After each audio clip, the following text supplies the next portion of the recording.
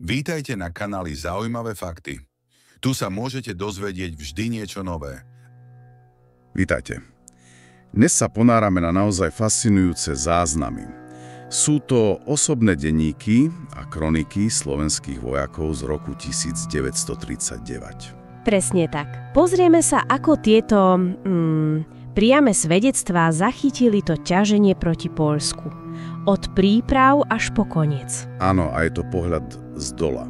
Priamo od vojakov. Často veľmi osobný, ukazuje nielen rozkazy, ale aj tie bežné starosti, pocity. Dobre, tak poďme na to. Koniec augusta 39. V tých denníkoch cítiť, fakt veľký zhon. Mobilizácia. Rýchla. Áno, spomína sa pakt Molotov-Ribbentrop, preberanie hraníc Hlinkovou gardou. Ale čo ma teda zarazilo, je hlásenie z 28. augusta. Čo také? Že armáde chýbali špeciálne mapy Poľska. Akože tesne pred inváziou.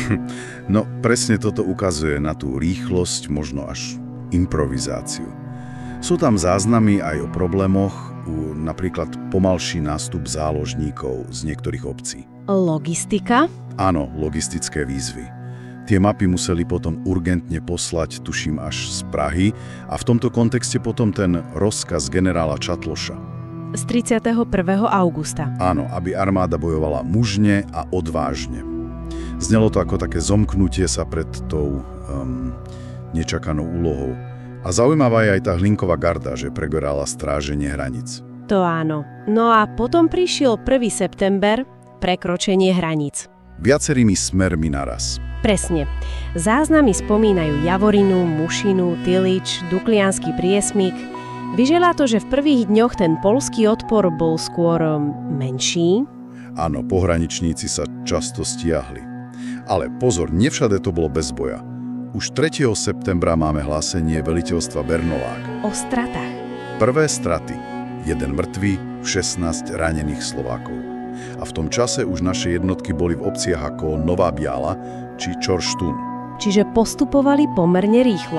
V niektorých úsekoch áno. Tie denníky potom opisujú aj tvrdšie boje, napríklad 5. septembra, obec Zabržeš. Tam vraj jeden prápor mal dosť vysoké straty, okolo 30 mužov. Áno, spomína sa to, ale zároveň tam zajali poľského dôstojníka a ďalších vojakov. Sú tam dokonca, čo je smutné, aj mená padlých. Vojak Pavel Michal pri Tiliči napríklad. To je silné, čítať konkrétne mená. Čo ma tiež prekvapilo, boli tie zmienky o poľských lietadlách. Prelety nad Slovenskom. Áno, a dokonca ostreľovanie slovenských pozícií zo vzduchu. To som nečakal. No vidíš, aj takéto detaily tam sú. A veľmi zaujímavé sú tie interakcie s civilným obyvateľstvom. To je kapitola sama o sebe. Ako to myslíš? No, na jednej strane máme incidenty, napríklad poručíka Buntu mal postreliť civilista v lese. Takže napätie tam bolo. Ale na druhej strane sú záznamy o priateľskom prijatí, hlavne v oblastiach, kde žili Ruslíni, Ukrajinci alebo v tých bývalých slovenských obciach ako Nová Bela. Tam ich vítali. Áno, sú také záznamy. A dokonca, vieš, čo je zaujímavé? Povedz. Zbierka medzi slovenskými dôstojníkmi na soľ a droždie pre miestnych Poliakov, ktorí trpeli nedostatkom. Uprostred vojny. To je fakt nečakané.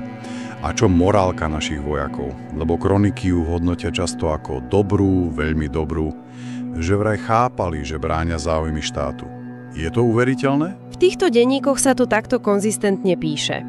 Jeden kronikár dokonca uvádza, že aj záložníci, hoci boli povolaní už 4. krát v tom roku, nastupovali s radosťou. Samozrejme sú to oficiálne záznamy. Jasné, treba to brať s rezervou. Ale ten pocit obrany toho mladého štátu tam asi naozaj zohrával rolu, aj keď, priznajme si, kritické hlasy v týchto konkrétnych prameňoch veľmi nenájdeme. Dobre, celá tá operácia vlastne netrvala až tak dlho. Nie.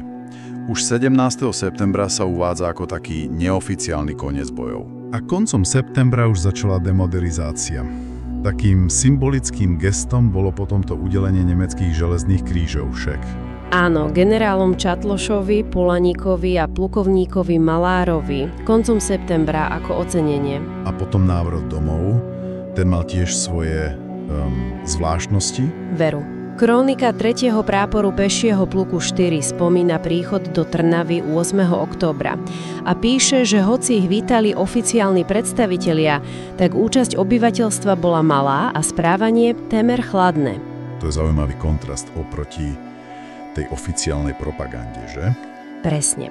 Otvára to otázky, ako to vlastne vnímala verejnosť. A ešte jedna vec, hneď na prelome septembra a októbra bol v Tatrách kurz pre dôstojníkov. Na čo? Analyzovali sa tam čerstvé skúsenosti z bojov, čiže hneď sa snažili poučiť. Takže keď to zhrnieme, tie denníky nám fakt ukázali tú vojnu zblízka. Logistické problémy, boje, kontakt s civilmi, aj ten, povedzme, vlažný návrat. Oveľa viac než len suché čísla. Určite áno. Tieto primárne zdroje sú neoceniteľné. A možno taká myšlienka na záver. Sem s ňou. Nakoľko by práve takéto hlbšie štúdium týchto každodenných záznamov so všetkým tým chaosom, osobnými príbehmi, možno aj tým chladným prijatím mohlo skomplikovať alebo možno obohatiť tie naše zaužívané pohľady na túto kapitolu dejín. Ak sa vám video páčilo, dajte nám like alebo odber, aby vám neunikli ďalšie fakty.